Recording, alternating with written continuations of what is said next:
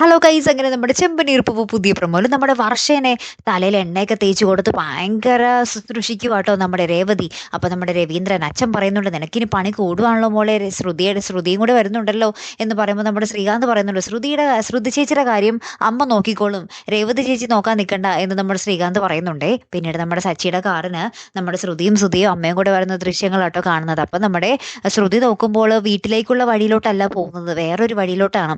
അപ്പൊ ശ്രുതി ചോദിക്കുന്നുണ്ട്, ഇങ്ങോട്ടല്ലല്ലോ വഴി എന്ന് പറയുമ്പോൾ നമ്മുടെ സച്ചി പറയുന്നുണ്ട്, അതിന് വീട്ടിലേക്കല്ലല്ലോ, നമ്മൾ ഹോസ്പിറ്റലിലേക്കല്ലേ പോകുന്നേ എന്ന് പറയുന്നുണ്ട്. അപ്പൊ തന്നെ നമ്മുടെ ശ്രുതി, ദൈവമേ വീണ്ടും ഇടിവെട്ട് പണി കിട്ടിയല്ലോ എന്നും പറഞ്ഞിട്ട് ഇങ്ങനെ ഇരിക്കുന്നുണ്ട്. അവിടെ ചെല്ലുമ്പോൾ നമ്മുടെ ശ്രുതി ഇറങ്ങുന്നേ ഇല്ല ഹോസ്പിറ്റലിൽ പോകാൻ വേണ്ടി.